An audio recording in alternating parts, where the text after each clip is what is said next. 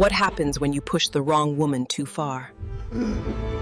What I'm about to tell you will make your blood boil. This is the story of Maya, a woman who suffered the most unthinkable betrayal at the hands of the man she loved most. But what she did next, it was so perfectly calculated, so devastatingly brilliant, that it left her husband broken and crying like a baby. Trust me, you've never heard a revenge story quite like this one. Maya thought she had it all. A successful architecture firm, a beautiful home in the hills of Abuja, and most importantly, a husband she adored. But one night, in front of his friends, he did something so brutal, so unforgivable, that it changed everything. What happened next was 8 months of the most methodical, ice-cold revenge you could ever imagine. I'm telling you right now, this story will leave you speechless. Maya didn't just get even. She got justice. Picture this. Maya Okafor, 28 years old, standing in her glass-walled office on the 15th floor of the Transcorp Hilton Tower. She's pregnant, glowing, and absolutely on top of the world. Outside, Abuja spreads beneath her like a kingdom she's helped build, one project at a time. Maya wasn't just any architect. She was the architect everyone wanted. The one who designed the new central bank headquarters, the luxury shopping complex in Maitama, the eco-friendly housing estate that made international headlines. She was brilliant and she knew it. But the real crown jewel of her life? Her husband, Kenneth. Kenneth Okafor was everything Maya thought she wanted in a man. Tall, handsome, successful. He ran a construction company that perfectly complemented her architectural firm. They'd met at a conference 5 years ago, two ambitious young professionals who clicked instantly. Their love story was the stuff of Nollywood movies. Maya's inheritance from her late father had given them their start, a substantial sum that Kenneth used to expand his construction business while Maya launched her architectural firm. Okafor Designs became the power couple everyone in Abuja's elite circles envied. They lived in a stunning minimalist house in Asokoro, all clean lines and floor-to-ceiling windows. Maya had designed it herself. The house was featured in Architectural Digest Africa. Everything was perfect. The pregnancy had been planned, celebrated, dreamed about. Maya would place her hands on her growing belly during late-night design sessions, whispering to their unborn daughter about the beautiful world they were building for her. She'd already picked out the name, Kemi. It meant pamper me in Yoruba, their little princess. Kenneth seemed just as excited. He'd converted the spare room into a nursery, painting it soft yellow because they wanted to be surprised. He'd come home from work and immediately go to Maya's belly, talking to their daughter, telling her about his day, promising her everything. She's going to be just like her mama, he'd say, kissing Maya's forehead.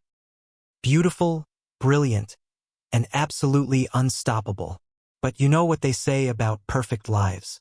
They're usually hiding something ugly underneath. The first red flag was so small, Maya almost missed it. It was at a construction industry mixer, one of those networking events where deals worth millions get made over champagne and small talk. Maya was talking to a potential client, explaining her vision for a sustainable office complex, when she noticed Kenneth across the room. He was laughing loudly with a group of his friends, the kind of laugh that comes from one too many drinks. And then I told her, "Baby, you stick to making the pretty pictures. Let Daddy handle the real business," Kenneth was saying, gesturing wildly with his glass. His friends erupted in laughter. Maya's stomach dropped. She knew he was talking about her. The pretty pictures comment stung, but what hurt more was the way he said it. Like she was some kind of cute hobby instead of a successful businesswoman in her own right. When she confronted him about it later that night, Kenneth brushed it off. "Come on, Maya, it was just guy talk. You know I respect what you do." But the damage was done. A tiny seed of doubt had been planted. The seed grew slowly. Kenneth started making jokes about pregnancy brain when Maya forgot small things. He'd pat her head condescendingly when she brought up business ideas. Worst of all, he started referring to her firm as Maya's little project, in front of others. "You know how it is," he'd tell their friends. "I let her play architect while I handle the serious construction work. Let her play." Like she was a child with toy blocks instead of a woman who'd designed half of Abuja's skyline. The possessiveness started around her 6th month. Suddenly, Kenneth needed to know where she was every second of every day. If she worked late, he'd show up at her office unannounced, claiming he was worried about the baby. "You're pregnant, Maya. You need to take it easy. Let me handle the stress." When she pointed out that pregnancy wasn't an illness, that she was perfectly capable of running her business, his jaw would tighten in that way that made her stomach clench. "I'm just trying to protect you," he'd say. Protect both of you. But it didn't feel like protection. Felt like a cage being built around her, bar by bar. The night that changed everything started like any other. Kenneth was hosting his monthly poker game, a tradition where he and 5 of his closest friends would gather at their house to drink, play cards, and talk shit about everyone they knew. Maya usually made herself scarce during these gatherings. She'd retreat to her home office or go visit her mother. But that night, she was feeling particularly tired. At 8 months pregnant, even walking to the car felt like climbing a mountain. "I'll just stay in the bedroom," she told Kenneth. "You boys have fun." Kenneth nodded absently, already setting up the poker table. His friends were arriving. Chaik, his business partner, Emeka, a lawyer, Bio Dunn, who owned a chain of restaurants, Tund, a politician, and Segan, Kenneth's oldest friend from university. Maya settled into bed with her laptop, working on designs for a new project. The laughter and conversation from downstairs was a comfortable background hum. She was happy, content. 8 months pregnant and still running a successful business, she felt invincible. Around 10 p.m., she realized she was craving ice cream. The baby had given her the strangest food combinations lately. Tonight, it was vanilla ice cream with plantain chips. Don't ask her why. She padded downstairs to the kitchen, her bare feet silent on the cold marble floors. The poker game was in full swing in the living room, visible through the open kitchen doorway. The men were loud, drunk, and competitive. Maya was scooping ice cream when she heard her name. "Maya's got you whipped, man," Chaik was saying, his words slurred. "Ever since she got pregnant, you've been like a different person." "What do you mean?" Kenneth's voice was sharp, defensive. "Come on, bro," Emeka chimed in. "You used to be out with us every weekend. Now you're home playing house, asking permission to breathe." Maya froze, the ice cream scoop halfway to her bowl. She should have left then, should have gone back upstairs. But something kept her rooted to the spot. "I don't ask permission for anything," Kenneth said. But there was something in his voice Maya had never heard before. Something ugly. "Really?" Biodun laughed. "Because last week when we wanted to go to that new club you said you had to check with Maya first. Like she's your mother or something." "That's different. She's pregnant." "So?" Tund leaned forward, his political smile twisted with alcohol. "Pregnant women have been having babies for thousands of years. They don't need to be babied." Maya's hands started to shake. These were Kenneth's friends, men she'd known for years, men she'd cooked for, laughed with. But listening to them talk about her pregnancy like it was some kind of inconvenience made her feel sick. "You know what I think?" Segan said, his voice carrying the cruel confidence of someone who'd never been challenged. "I think Maya's got you trained, like a little puppy dog." The other men laughed. Kenneth didn't. "Watch your mouth, Segan," Kenneth said quietly. "Oh, what? You're going to defend your wife's honor." Segan stood up, swaying slightly. "Face it, Ken. Ever since you married that woman, you've been soft. She's turned you into her little pet." Maya felt her face burn with humiliation. But she stayed frozen, praying Kenneth would shut this down, would defend her, would be the man she thought she married. "Maya is my wife," Kenneth said, his voice rising.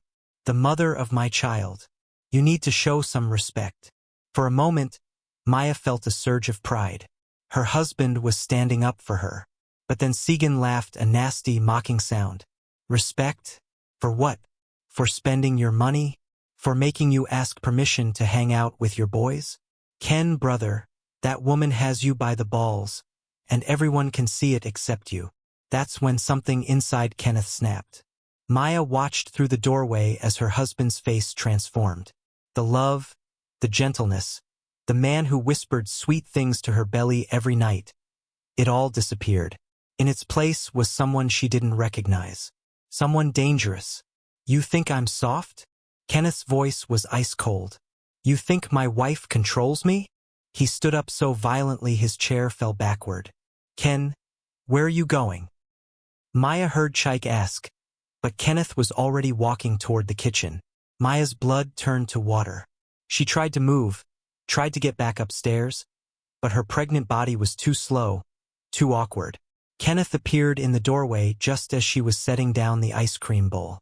Maya, he said, his voice eerily calm. Come here. She'd never been afraid of her husband before. Never. But the look in his eyes made her take a step backward. Kenneth, I was just getting some ice cream. I'll go back upstairs. I said come here. His voice cracked like a whip. Maya had no choice but to walk toward him, her heart hammering against her ribs. Kenneth grabbed her wrist not gently, but not quite violently either. It was a statement, a show of dominance.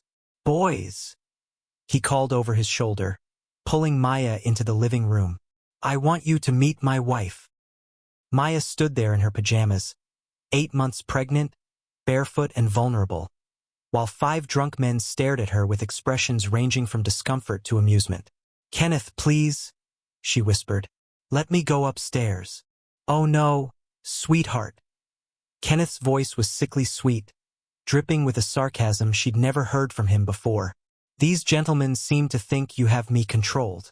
I thought they should see how wrong they are. Maya's chest tightened. She could feel something terrible building in the air, like the pressure before a storm. I don't control you, she said quietly, trying to defuse whatever this was. I've never tried to control you. Of course you haven't, Kenneth said, his grip on her wrist tightening. You wouldn't dream of it, would you? The other men were shifting uncomfortably now. Even Segan, who'd started this whole thing, was looking like he wanted to be anywhere else. Ken, maybe we should, Chike started. Shut up, Kenneth snapped, his eyes never leaving Maya's face. You wanted to see who's in control? You want to see who wears the pants in this house? That's when Maya knew. She knew what was coming. She could see it in his eyes, in the set of his shoulders, in the way his face had gone completely blank. Kenneth, please, she whispered, her free hand instinctively moving to protect her belly. Think about the baby. The baby, Kenneth repeated, his voice hollow. Our baby. The one that's made you think you can tell me what to do. The one that's made you think you're special. Maya tried to pull away, but his grip was iron. The room was spinning. This couldn't be happening. This wasn't her husband. This wasn't the man who'd promised to love and protect her. You want to know who's in control? Kenneth asked his friends, his voice rising. You want to see how soft I am? And then, in front of 5 witnesses, Kenneth drew back his foot and kicked his 8 months pregnant wife directly in the stomach. The pain was instantaneous. White-hot agony exploded through Maya's body as she doubled over, a scream ripping from her throat. She felt something warm and wet between her legs and looked down to see blood spreading across her light blue pajama pants. The room erupted into chaos. Someone was shouting. Someone else was calling for an ambulance. Maya could hear Kenneth's voice above it all, but she couldn't make out the words. The pain was too intense, too all-consuming. She fell to her knees on the marble floor, her hands pressed to her belly, trying desperately to hold onto the life inside her. But she could feel it slipping away, could feel her daughter, her Kemi, slipping away. My baby, she whispered, then louder, my baby. The last thing she remembered before the darkness took her was Kenneth's face. Not horrified, not sorry, just empty. Like he'd turned off some switch inside himself and forgotten how to feel. That was the night Maya Okafor died. The woman who woke up 3 days later in the hospital was someone else entirely. Someone with nothing left to lose. The hospital room was white. Everything was white.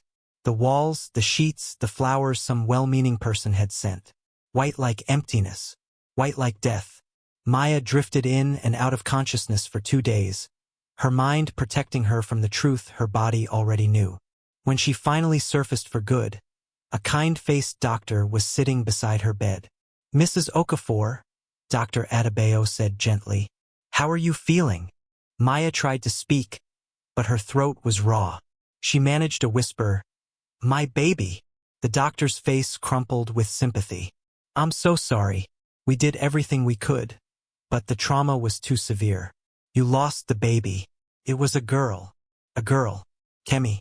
Her little princess who would never see the world Maya had been building for her." "There's something else," Dr. Adebayo continued carefully. "The damage to your uterus was extensive. We had to perform an emergency hysterectomy to save your life. I'm afraid you won't be able to have children in the future." Maya stared at the white ceiling and felt something inside her break. Not just her heart, though that was shattered beyond repair. Something deeper. Something fundamental about who she was, who she'd thought she could become. Kenneth appeared in the doorway like a ghost.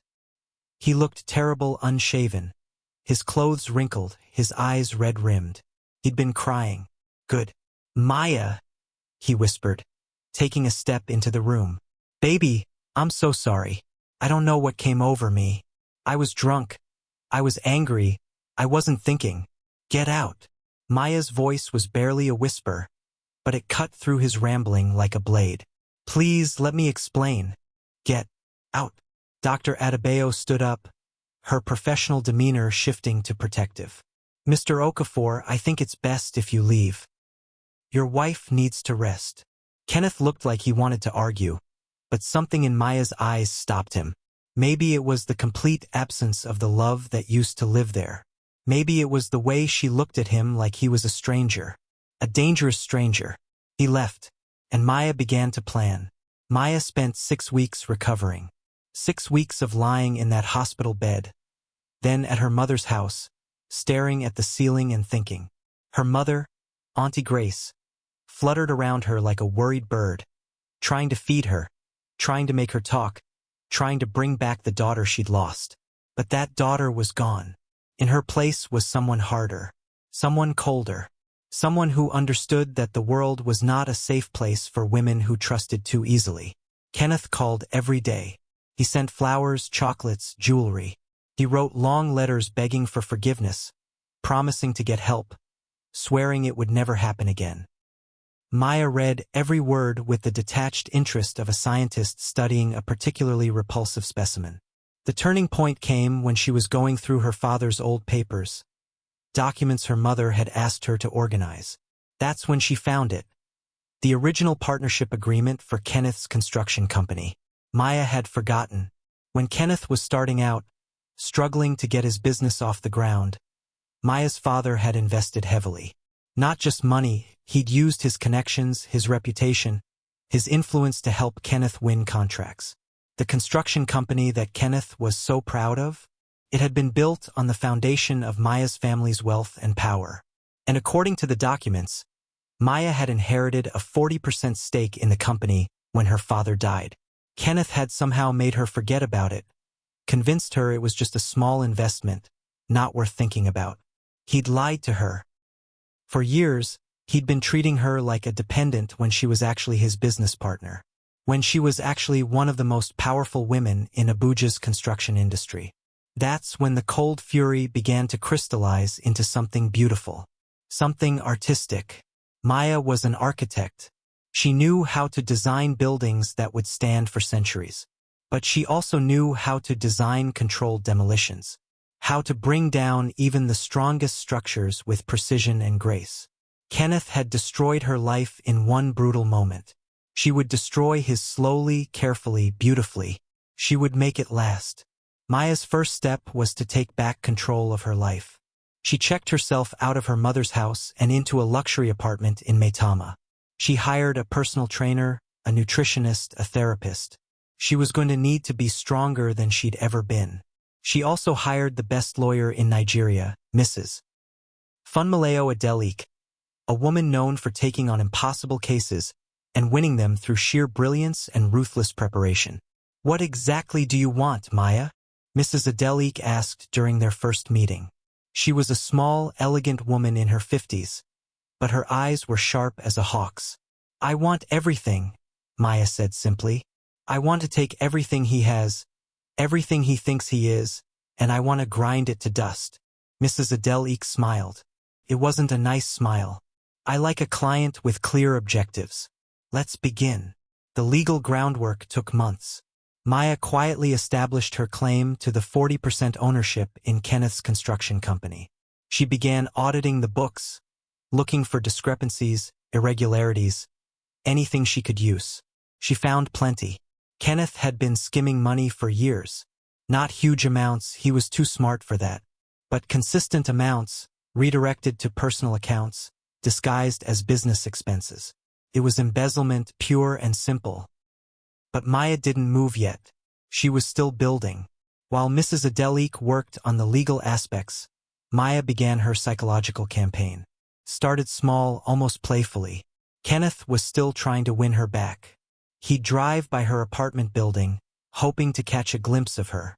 He'd show up at restaurants he knew she liked. He was becoming obsessed with the idea of reconciliation.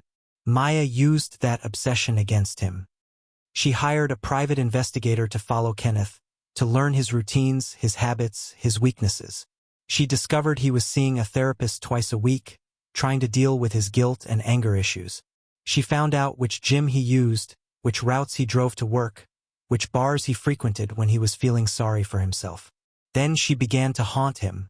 It started with the flowers. Every Monday, Kenneth would find a single white lily on his car windshield. White for death. White for endings. He'd look around frantically, trying to spot Maya, but she was never there. She hired people to do it. A different person each time, so Kenneth could never identify a pattern. The flowers were followed by photographs. Old pictures of their life together, but with Maya's face carefully cut out.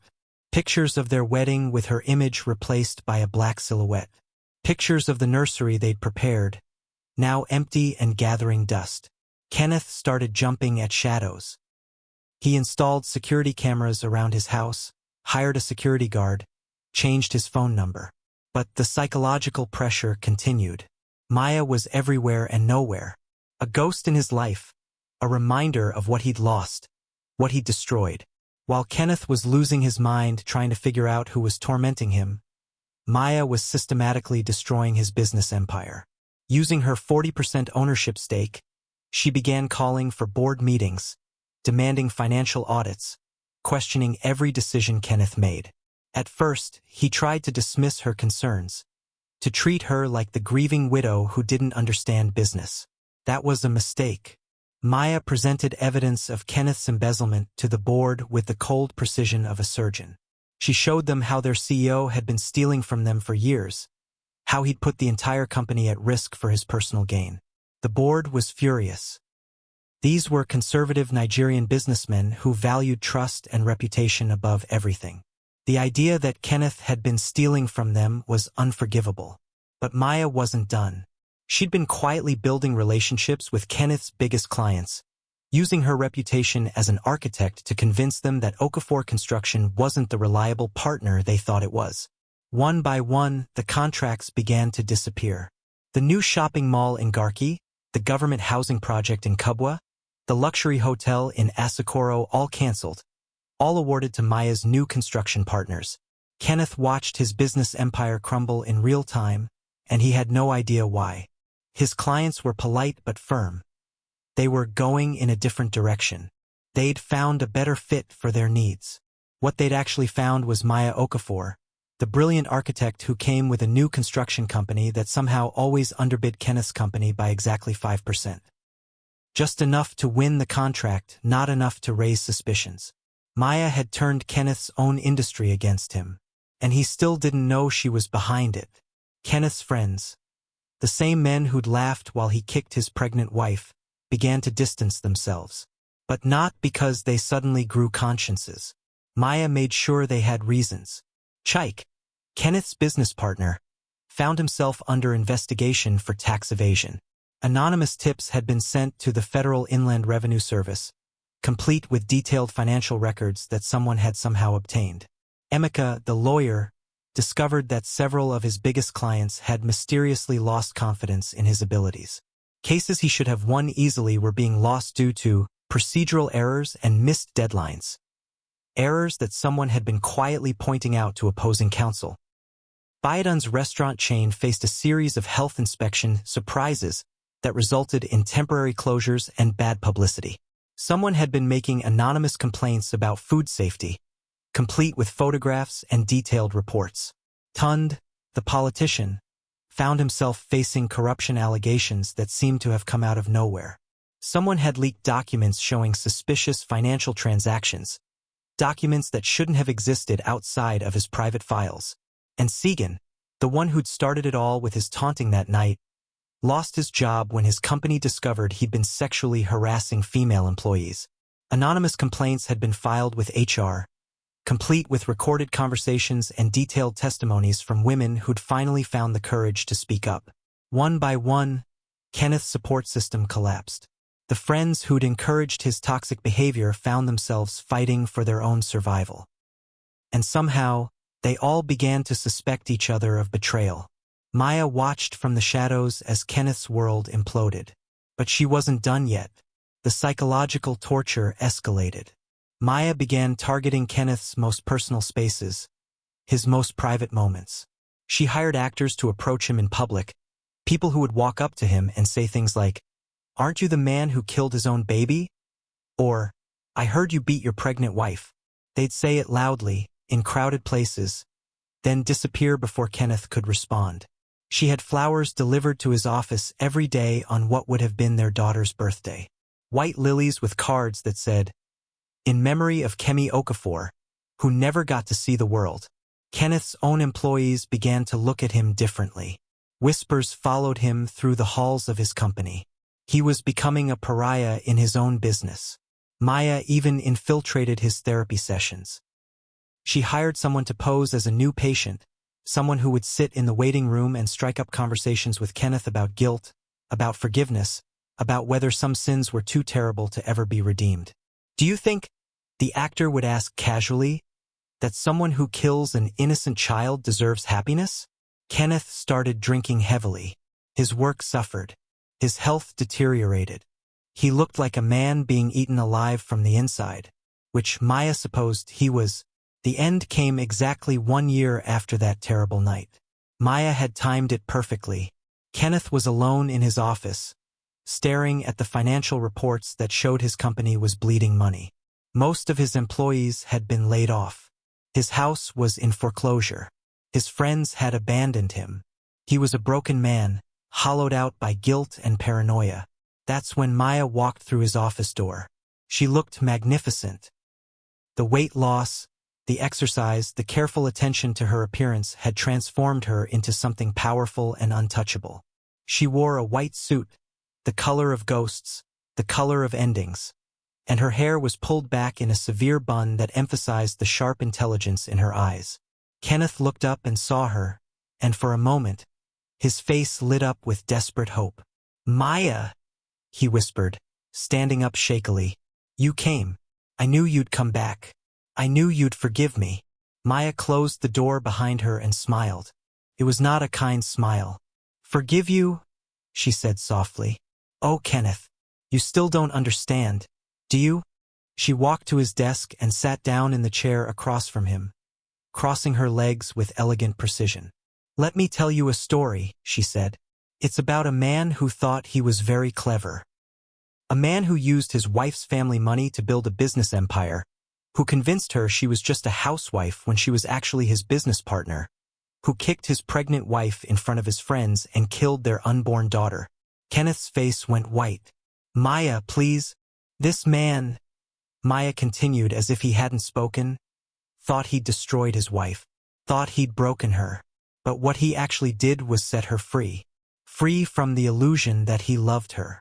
Free from the burden of caring about his feelings. Free to become something he could never understand." She reached into her briefcase and pulled out a thick folder. "Do you know what this is, Kenneth?" He shook his head mutely. "This is your life," Maya said, opening the folder. "Every contract you've lost in the past year. Every friend who's abandoned you. Every moment of paranoia. Every sleepless night. Every time you've looked over your shoulder wondering who was destroying you." She spread the documents across his desk like tarot cards. It was me, Kenneth. All of it was me. Kenneth stared at the papers, his mind struggling to process what she was saying. That's impossible, he whispered. You've been grieving. You've been broken. You couldn't have. Broken. Maya laughed, a sound like ice cracking. Oh, my dear husband, you broke the woman who loved you. But what you created instead was so much more dangerous. She stood up and walked around the desk, moving behind his chair. Kenneth flinched as she placed her hands on his shoulders. Every white lily was from me, she whispered in his ear. Every lost contract, every ruined friendship, every moment of terror you felt. It was all my design. I've been your architect, Kenneth, the architect of your destruction. Kenneth was shaking now, his breath coming in short gasps. But why? He managed to ask. I made a mistake. I was drunk. I was angry. A mistake. Maya's voice cracked like a whip. You kicked your pregnant wife and killed your daughter, and you call it a mistake? She spun his chair around so he was facing her. Her name was Kemi, Maya said, her voice dropping to a deadly whisper. The daughter you murdered. The future you stole. The life you ended because your fragile male ego couldn't handle your friends thinking your wife had any power. Tears were streaming down Kenneth's face now. I'm sorry, he sobbed. I'm so sorry. I think about her every day. I dream about her. Please, Maya. Please forgive me. Maya stared down at him with eyes as cold as winter. You want forgiveness? She asked. Then let me give you something even better. Let me give you justice. She reached into her briefcase again and pulled out one final document. This is a confession, she said. A detailed account of how you embezzled money from your own company, how you defrauded your business partners, how you've been lying and stealing for years. It's signed, dated, and witnessed. Kenneth's eyes widened in horror. I never signed anything like that. Oh, but you did, Maya smiled. You signed it at one of those business dinners you've been attending, the ones where you drink too much and sign papers without reading them. Amazing what people will sign when they're desperate to save their failing companies. She placed the confession in front of him. In 30 minutes, this document will be delivered to the Economic and Financial Crimes Commission. You'll be arrested for embezzlement and fraud. The trial will be very public, very humiliating. You'll go to prison for at least 10 years. Kenneth was hyperventilating now. Maya, please, I'll do anything. I'll give you everything. Just please. Everything. Maya raised an eyebrow. But I already have everything, Kenneth. Your company, your reputation, your future, it's all mine now. The only thing left is your freedom. And I'm taking that too. She walked toward the door, then paused and looked back at him. Do you know what the most beautiful part is? She asked. I didn't just destroy you, Kenneth. I did it using your own weapons against you. Your greed, your lies, your cowardice. I turned them all into tools for your demolition. Kenneth was sobbing openly now, his face buried in his hands. Please, he whispered. Our daughter. She wouldn't want this. She'd want us to forgive, to heal. Maya's face transformed. For just a moment, all the coldness fell away, revealing the raw grief underneath. Don't you dare, she said, her voice shaking with fury. Don't you dare invoke our daughter's memory to save yourself. You forfeited the right to speak her name the moment you killed her. She composed herself, the mask of ice sliding back into place. Goodbye, Kenneth, she said.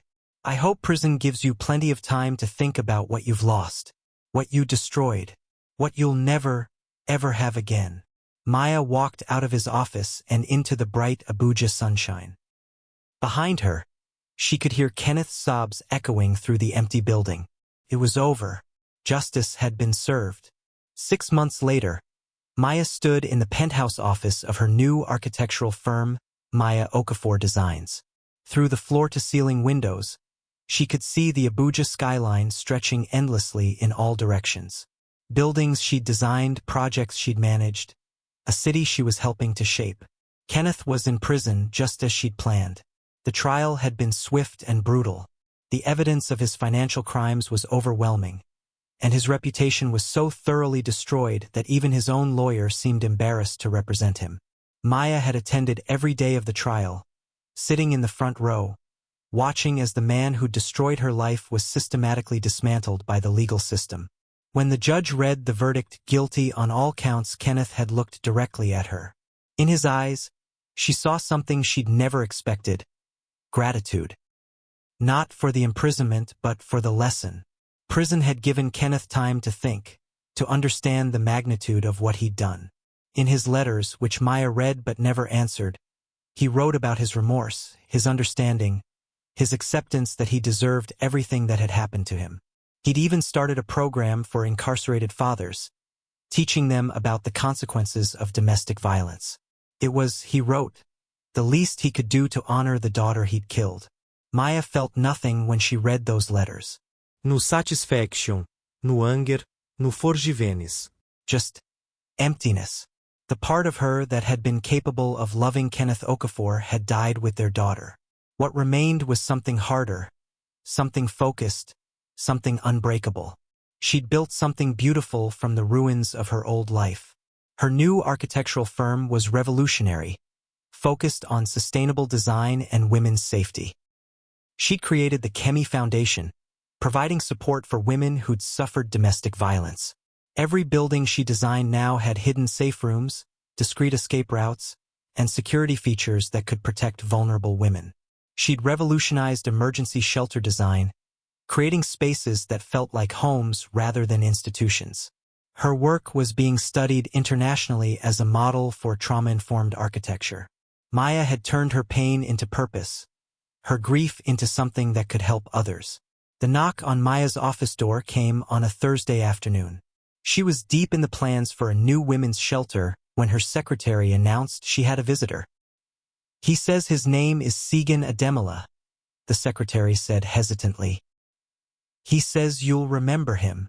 Maya's blood went cold. Segan, Kenneth's friend, the one who'd started it all that night with his taunting, his toxic masculinity, his cruel jokes about Kenneth being whipped.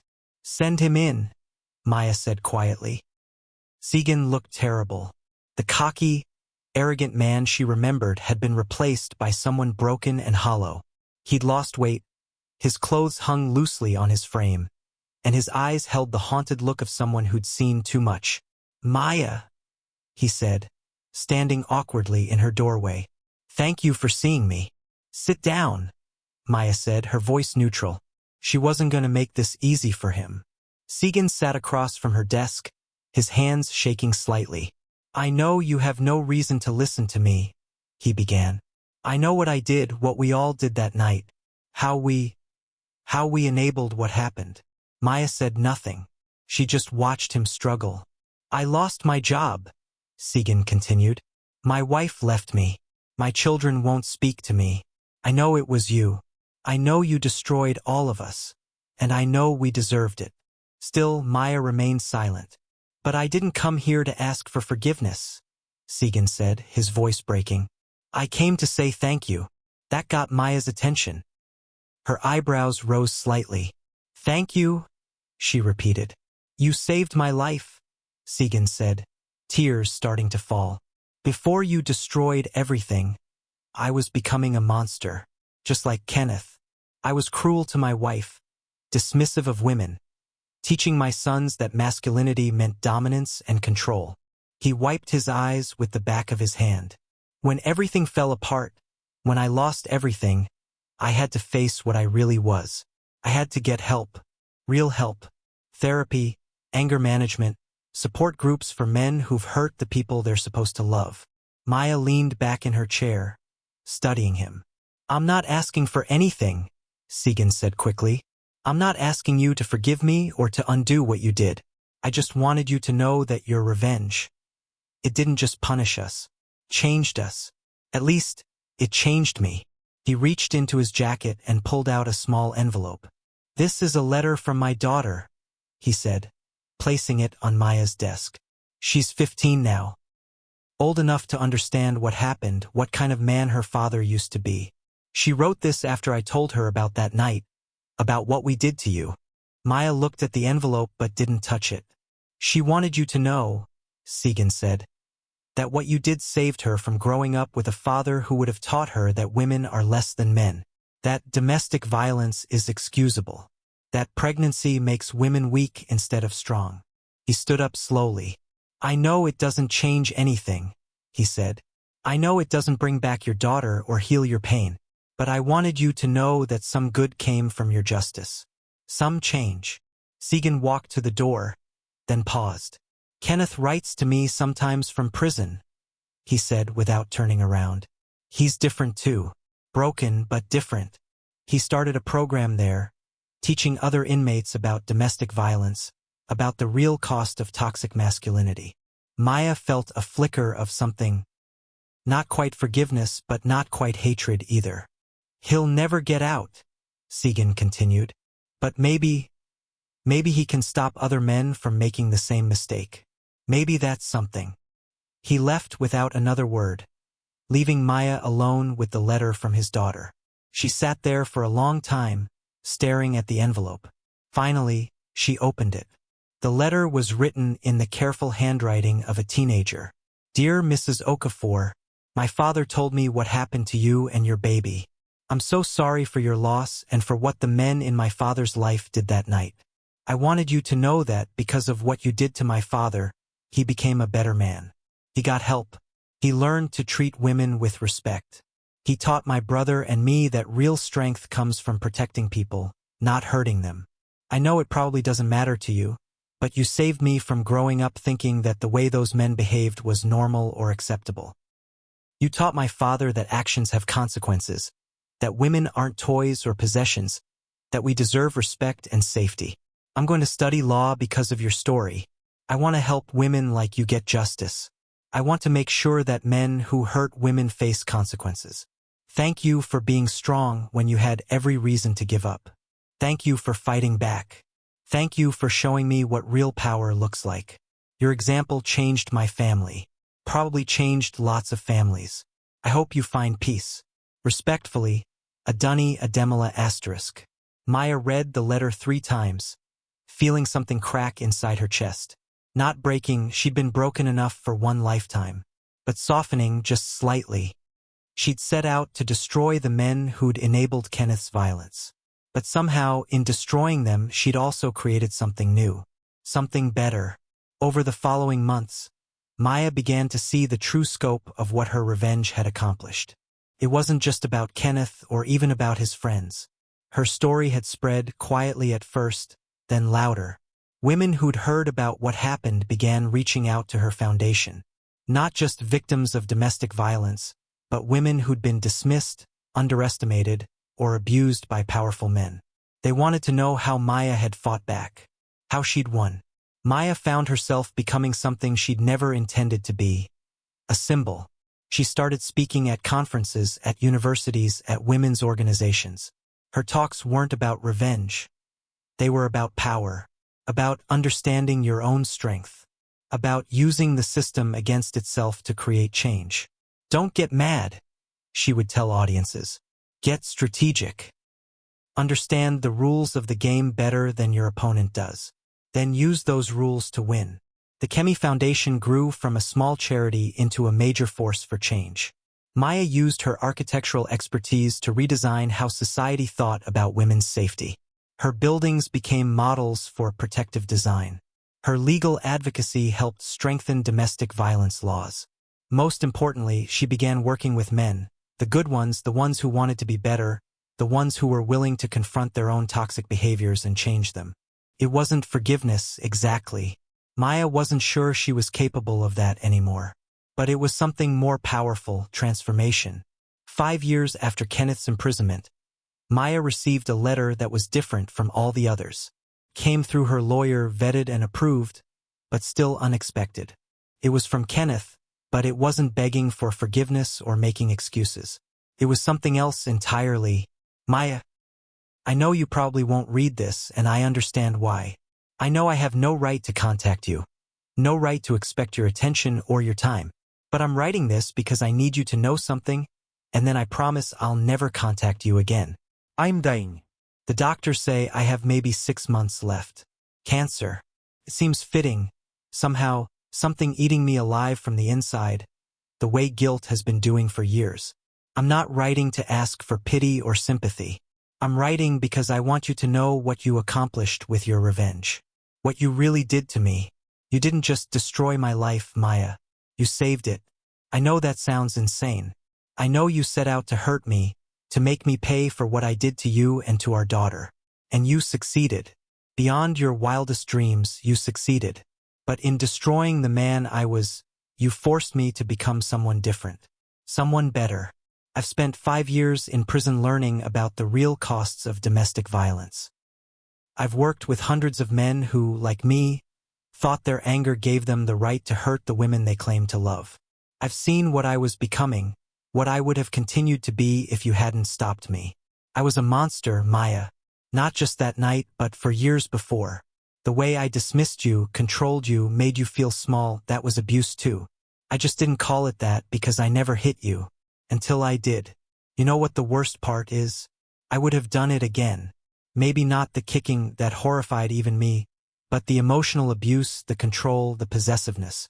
I would have continued to destroy you slowly, piece by piece, until there was nothing left of the brilliant, beautiful woman I married. You stopped that. By fighting back, by refusing to be broken, by becoming something stronger than I ever was, you saved both of us from that future.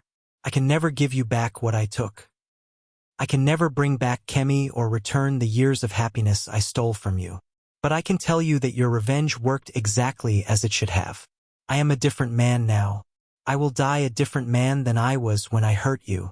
And that change, that growth, that understanding, it's created ripples that go far beyond just me. The program I started here has helped over 200 men understand and change their abusive behaviors. 3 of them have written to their victims with permission, through lawyers, to take full responsibility for their actions and commit to making amends through changed behavior. 17 men have started similar programs in other prisons.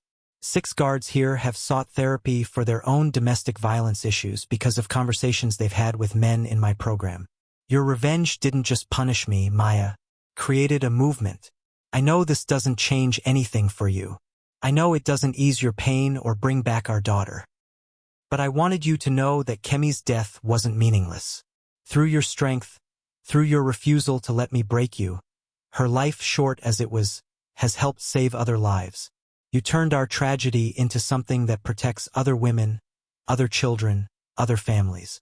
That's not forgiveness. I don't deserve that, and I'm not asking for it. That's justice. Real justice. The kind that doesn't just punish wrongdoing but prevents future harm. I'm proud of you, Maya. I know I have no right to say that, but I am. You took the worst thing that ever happened to you and turned it into something beautiful. Something powerful. Something that makes the world safer for women and children. You are everything I never deserved. Everything I was too stupid and selfish to appreciate when I had the chance. I hope you find happiness. Real happiness. The kind of joy that comes from knowing you've lived a life that matters, that makes a difference, that changes things for the better. I hope you find love again. The kind of love that builds you up instead of tearing you down. The kind of love that sees your strength as something beautiful instead of something threatening. Most of all, I hope you find peace. Not the peace of forgetting or moving on, but the peace of knowing that your pain served a purpose. That your fight mattered. That your victory created change that will outlast both of us. You were the best wife I never deserved and the strongest opponent I was never worthy of facing. Thank you for refusing to let me break you. Thank you for fighting back. Thank you for winning. Give my regards to the sunrise. I probably won't see many more of them. Kenneth. P.S. I've left instructions that when I die, my body should be donated to medical science. It seems appropriate that the last thing I do should be something useful, something that might help someone else. I know it's not much, but it's all I have left to give. Asterisk. Maya read the letter 3 times before setting it down. She felt empty, not sad, not relieved, not satisfied. Just empty. She walked to her office window and looked out at the city she'd helped build. Somewhere out there, women were living in shelters she'd designed. Children were growing up in homes made safer by her advocacy. Men were learning to be better because of programs inspired by her story. Kenneth was right about one thing. Kemi's life hadn't been meaningless. Her death had created something powerful, something lasting. Maya placed her hand on the window, feeling the cool glass against her palm.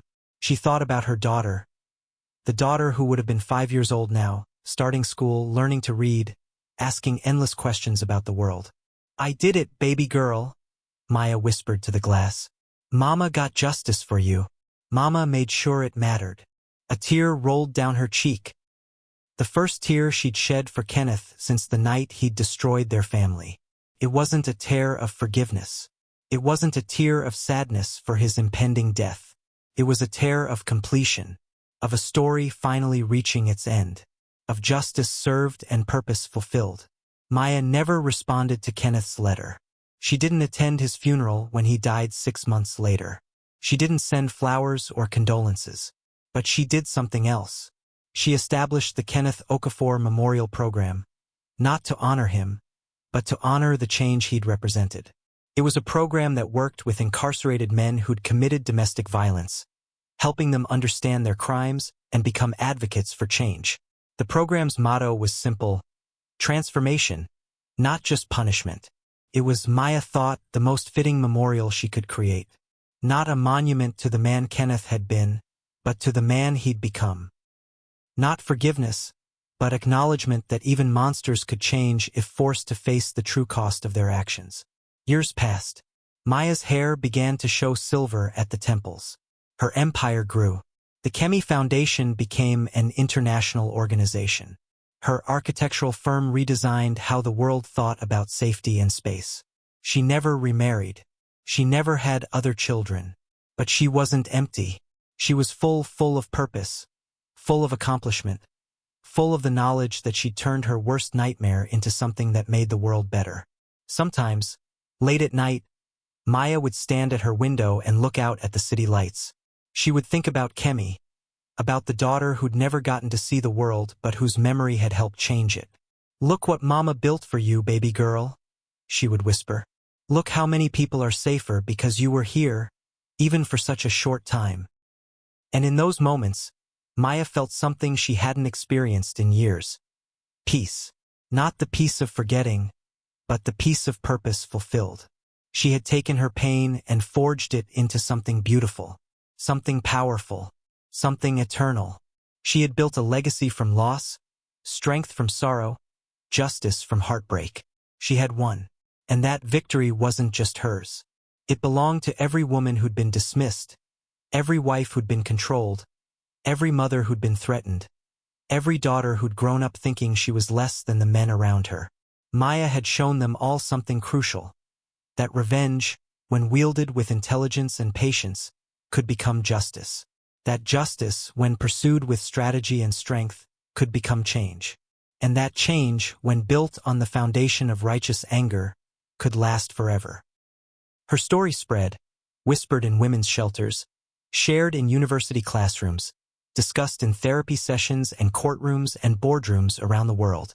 The woman who had been kicked by her husband and lost everything had become a legend, a symbol, a reminder that no one, gets to break you without consequences. Maya Okafor had turned her destruction into architecture, her grief into power, her ending into a beginning that would outlast her lifetime. And somewhere in the city she'd helped build, in the buildings she'd designed and the lives she'd saved and the men she'd changed, the spirit of a little girl named Kemi lived on, not as a victim, but as a catalyst for justice. The perfect revenge, Maya had learned, wasn't destruction. It was transformation, and that transformation would echo through generations, making the world safer for daughters not yet born, protecting families not yet formed, preventing tragedies not yet imagined. Kenneth had tried to end her story with violence. Instead, he'd given her the beginning of a legacy that would never end. Maya smiled, touched the glass one last time, and turned back to her work. There was still so much to build,